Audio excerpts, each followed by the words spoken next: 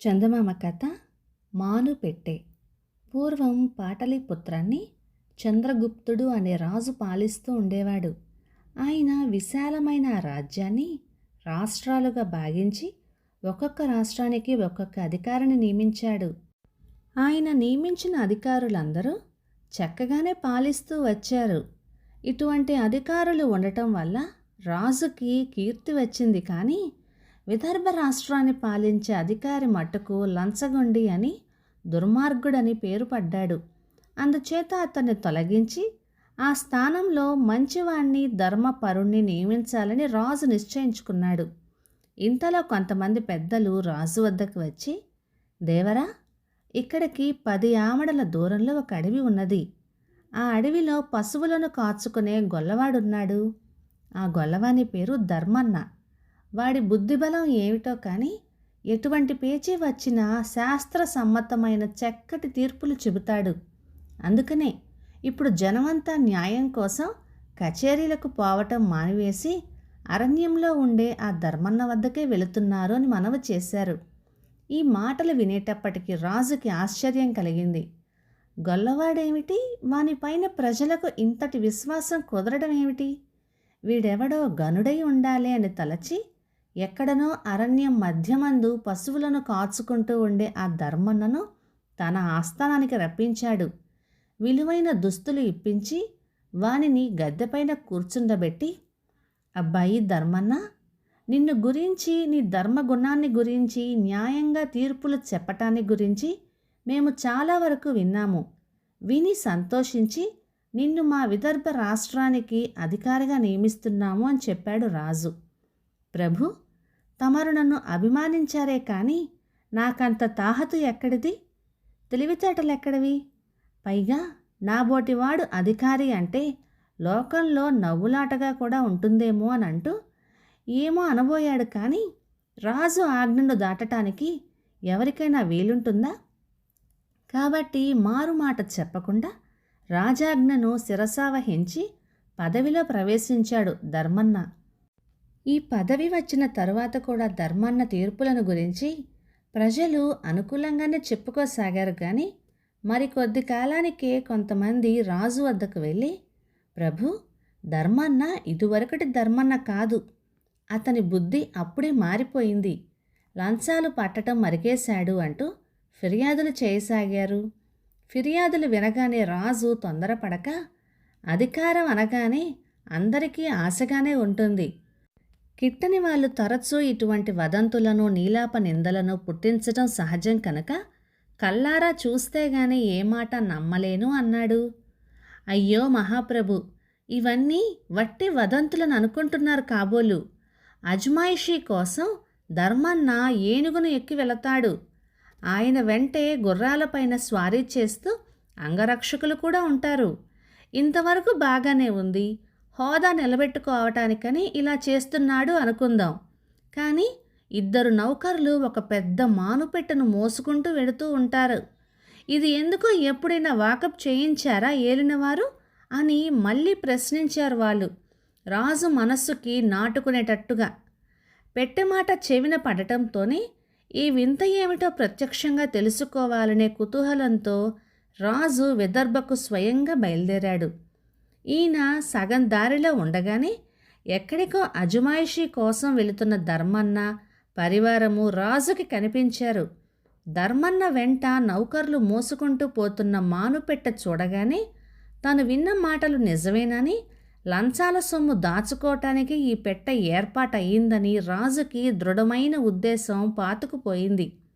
రాజు ధర్మన్నను పలకరించి ఆ మాట ఈ మాట మాట్లాడుతూ, ఏమయ్యా ధర్మన్న, నీవు మోయించుకు వస్తున్న దస్తు శిస్తులు భారంగా ఉన్నట్టున్నాయి, ఏది చూద్దాం అని చలోక్తిగా అంటూ ఆత్రంతో ఆ మానుపెట్టె మూత తీయించి చూశాడు. చూడగా ఏముంది, ధర్మన్న ఈ అధికారానికి రాకముందు వేసుకుంటూ ఉండే చింపి పాతలు తప్ప ఒక్క చిల్లిగవ్వ కూడా కనిపించలేదు. అందరూ ఆశ్చర్యపోయారు.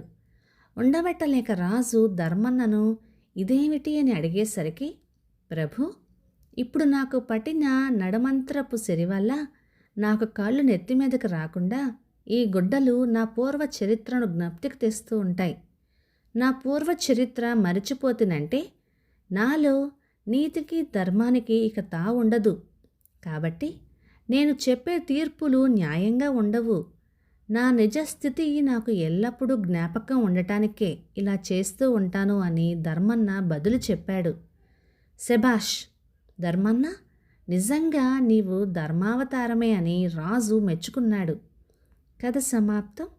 ఇక ఈ కథ 1951 జనవరి నెల చందమామలో వచ్చింది. రచన ఎస్ చంద్రమౌళి గారు, మహబూబ్ నగర్ నుంచి. చందమామ కథ కండూతి కల్పతరువు. ఉరవకొండ గ్రామంలో ఉమాపతి అనే ఒక బ్రాహ్మణుడు ఉండేవాడు. ఆయన మంచి నిష్ఠాపరుడు. చుట్టుపక్కల ఊళ్ళల్లో ఏ కాయధాన్యాలు పండుతున్నాయో, ఎక్కడ ఎంత సరుకు నిల్వ ఉంటున్నదో ఉమాపతి ఎప్పటికప్పుడు తెలుసుకుంటూ వాటికి బేరాలు తెచ్చి కమిషన్ వ్యాపారం సాగించేవాడు. కనుక ఎవరికి ఏ దినుసు కావలసినా ఉమాపతిని ఆశ్రయిస్తే అతడు మంచి సరుకు చౌక ధరకు నిమిషాల మీద కొనిపెట్టి తన వంతు కమిషన్ తను తీసుకుంటూ ఉండేవాడు. ఈ విధంగా అతనికి కాలక్షేపం జరుగుతూ వచ్చింది.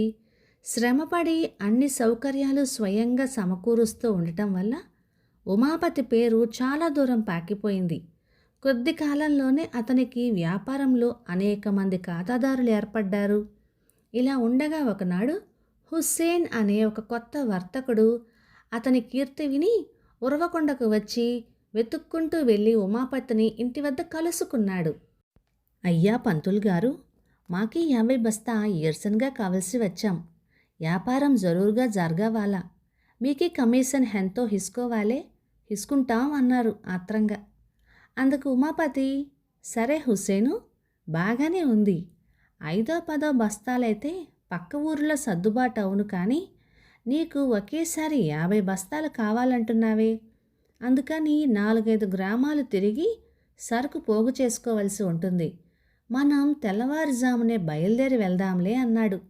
ఇందుకు హుస్సేన్ కూడా ఒప్పుకున్నాడు. అనుకున్న ప్రకారం ఉమాపతి కోడి కూయగానే లేచి హుస్సేనుని వెంటబెట్టుకుని బయలుదేరాడు. పొలం గట్ల వెంట 2 కోసులు నడిచేసరికల్లా బళ్ళున తెల్లవారింది. ఆ సమీపంలోనే పుష్కలంగా నీరు ఉన్న ఒక చెరువు కనపడగా ఉమాపతి తన వెంటనున్న సాహేబుతో, అయ్యా హుస్సేన్ గారు, నేను ఈ చెరువులో స్నానం చేసి సంధ్య వార్చుకొని ఒక్క అరగంట సేపట్లో వచ్చేస్తాను. అందాక ఈ గట్టు మీద కూర్చోండి అని చెప్పి వెళ్ళాడు.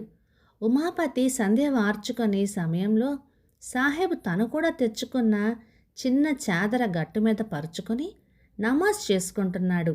ఇంతలో ఉమాపతి గట్టు వద్దకు వచ్చి నమాజ్ చేస్తూ ఉన్న హుస్సేన్ని చూసి అతని మత దీక్షకు సంతోషించాడు. పేర్లు తేడా కానీ ఏ మతస్థులు ఏ రూపంలో కొలిచినా దేవుడు అందరికీ ఒకటే కదా. నేను చేసే సాష్టాంగ దండ ప్రణామము, ఈ హుస్సేను చేస్తున్న నమాజు ఆ భగవంతునికే చెందుతుంది కదా. ఆహా, సృష్టికర్త పరిపాలన ఎంత చిత్రంగా ఉన్నది అని ఈ విధంగా ఉమాపతి ఆ జగన్నాటక సూత్రధారుని పరిపాలనలో సర్వ సమానత్వానికి అబ్బురపడజొచ్చాడు. ఇలా అతను ఆలోచిస్తూ ఉండగా అదృష్టవశాత్తు అక్కడని ఒక చిన్న తులసి మొక్క కనపడేసరికి ఉమాపతి ఎంతో సంతోషించి అపరిమితమైన భక్తితో ఆ మొక్క వద్ద స్థలం బాగుచేసి తాను తెచ్చిన చెంబుడు నీళ్లలో సగం దాని మొదట్లో పోసి నమస్కరించాడు. ఇంతలో నమాజు ముగించుకు వచ్చిన హుస్సేను ఉమాపతి చేస్తున్న పని చూసి వికటంగా నవ్వుతూ, హేమి ఓయి ఉమాపతి, మొక్కల్ని మూడుల్ని మొక్కుతారు మీరు, హేమి మతం హే మీది అంటూ ఎగతాళి చేశాడు. పంతులు కొంచెమైనా కోపం తెచ్చుకోకుండా, హుస్సేన్ గారు, మా దేవుడైన నారాయణుడు, ఆయన భార్య లక్ష్మీదేవి ఈ తులసి చెట్టు రూపంలో ఉంటారని మా హిందువుల నమ్మకం. అందుకనే ప్రతి ఇంట మా వాళ్ళు అందమైన తులసి కోటలు కట్టించి వాటిల్లో తులసి మొక్క వేసి రోజు పూజిస్తారు. నిజానికి తులసి మొక్క లేని హిందూ గృహం ఉండనే ఉండదు. ఈ తులసి పూసల పేరులు కూడా మెడలో ధరిస్తారు అంటూ పవిత్రమైన తులసిని గురించి చాలా వరకు చెప్పాడు. ఇంత చెప్పినా సాహెబుకి ఇందులో ఒక్క మాట నచ్చలేదు. నచ్చకపోతే పోవచ్చు, ఎవరి నమ్మకం వాళ్ళది అని ఊరుకొని తన వ్యాపారం సంగతి ఏదో తను చూసుకోకూడదు. ఊహు, అలా చెయ్యక హుసేను ఆవేశంతో, హేంటి, మొక్కలో దేవుడు ఉంటాడా? హేడి మీ దేవుడు, హేడి ఏం చేస్తాడో చూస్తాం అని అంటూ ఆ తులసి చెట్టుని ఊడబెరికి ఆకులన్నీ తుంపిపూసి ఆ చేతులకి అంటిన పసరు ఒంటికంతకి పూసుకున్నాడు. హేడి ఓయ్ మీ దేవుడు హేండి చేశాడు ఓయ్ మమ్మల్ని అని మీసం గడ్డం సర్దుకుంటూ గర్వంగా ప్రశ్నించాడు. ఇటువంటి వాళ్ళని ఎంతోమందిని చూసుకు వస్తున్న అనుభవశాలి కనుక ఈ అవమానానికి పంతులు ఏమాత్రమూ కోపగించుకోలేదు. కీలెరిగి వాత పెట్టుమనే పెద్దల వాక్యం గుర్తుకు వచ్చింది అతనికి.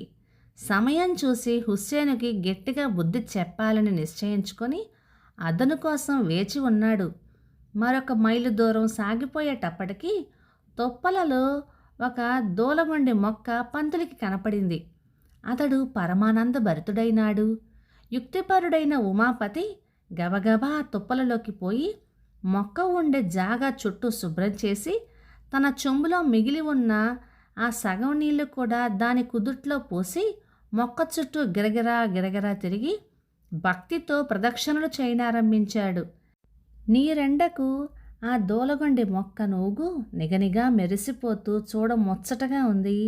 ఆ మొక్కకు నమస్కరిస్తూ ఉన్న ఉమాపతిని చూసి సాహెబు, హేమయ్యా పంతులు, హుడుహుడుకి మొక్కలకి దండాలు పెడుతూ ఉంటావు, నీకేమీ పిచ్చి పట్టిందా అని అంటూ ఇదివరకటి మోస్తరుగానే గేలి చేశాడు.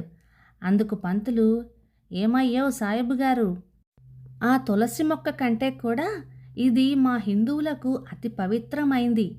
దీనిని మేము కండూతి కల్పతరువు అని అంటాము. ఈ మొక్కలో దేవుడు ప్రత్యక్షంగా కనిపిస్తాడు కూడాను. ఏదో ఇవాళ నా అదృష్టం కొద్దీ ఇది కనిపించింది. నేనిప్పుడు భక్తితో ఆరాధించి భగవంతుణ్ణి సాక్షాత్కరింప చేసుకోవాలి కనుక కాసేపు నిశ్చలంగా జపం చేసుకొనియ్యి. అలాగా ఇలాగా అని ఈ విషయంలో నువ్వు దూషించావంటే మటుకి నేను సహించను సుమా అని హెచ్చరించాడు. ఉమాపతి చేసిన హెచ్చరిక మాటలు సాహెబుని మరింత ఉసికొల్పినాయి. హుస్సేనుకి అపరిమితంగా క్రోధం రేగింది. గభీమని ఆ మొక్కను బలం కొద్దీ 2 చేతుల బలవంతాన పీకి కసి తీరేట్టుగా ఆకులన్నీ దూసి బాగా నలిపి పసరు ఒళ్ళంతా పూసుకొని అప్పటికి కోపం తీరక మొక్కను కాళ్ల కింద వేసి తొక్కివేయజొచ్చాడు. సాహెబు చేష్టలన్నీ చూస్తూ ఉన్న పంతులు కిక్కురు మనలేదు. ఒక్క 5 నిమిషాలు అయ్యేసరికి హుస్సేన్ సాహెబ్కి దురద మంట మొదలెట్టినాయి. గోక్కోవటం ప్రారంభించాడు. శరీరం అంతా పట్టుకున్నదాయి ఆ దురద. ఎక్కడని గోక్కోవటం? అంతకంతకు బాధ ఎక్కువై సాహెబు జోరీగల గొడ్డులాగా గెంతులేసాగాడు. మరొక్క 10 నిమిషాలు అయ్యేసరికి అతనికి తారకాలు అంటుకున్నాయి. బాధ భరించలేక, హేంటి ఓయ్ పంతులు, అరే హల్లా అంటూ అతడు బొబ్బలు పెట్టేసరికి తలుకు బెలుకు లేకుండా పంతులు, ఓయి హుస్సేన్ గారు, ఇదే మా దేవుని మహిమ. ఆయన ప్రత్యక్షం కాబోయే ముందు భక్తులు ఏ పాటి నిలకడగా ఉండగలరా అని ఈ విధంగా పరీక్షిస్తాడు. పరీక్షకు నిలబడగలిగిన వాళ్లకు ఆ మహానుభావుడు ప్రత్యక్షం అవుతాడు, లేకుంటే లేదు అని చెప్పాడు. శివమెత్తిన వానిలాగా చిన్నులు తొక్కుతూ ఉన్న హుస్సేను, అరే మాకీ పచ్చిచ్చం అక్కర్లేదు, ఓయ్ పంతులు, నీకే సలాం చేస్తాం, మీ దేవుడికి పొమ్మని చెప్పు ఓయ్ పంతుల్ అంటూ కాళ్ళా వేళ్ళా పడి బతిమిలాడాడు. పంతులు జాలిపడి పక్క ఊరు చేరుకోగానే సాహెబుకి చికిత్స చేయించాడు. అతనికి బాధ తగ్గింది. తర్వాత హుస్సేన్కి కావలసిన వేరుశనగ కూడా అక్కడనే అమరింది. అందుచేత అతని ఉత్సాహానికి మేరలేకపోయింది. నాటి నుంచి హుస్సేన్కి దేవుడంటే భయము, భక్తి, విశ్వాసము కుదిరినాయి. అతడు ద్వేషం మాని ఎవరి మతం వాళ్ళకి గొప్పదే అని అంటూ ఉండేవాడు. కథ సమాప్తం. ఇక ఈ కథ 1951 జనవరి నెల చందమామలో వచ్చింది. రచయిత మహమ్మద్ అలీ ఖాన్ గారు, హైదరాబాద్ నుంచి. ఇక ఈ కథ మీకు నచ్చినట్లయితే లైక్ చేయండి, షేర్ చేయండి. ఇలాంటి మంచి తెలుగు కథల కోసం మన ఛానల్ని సబ్స్క్రైబ్ చేయండి. Thank you.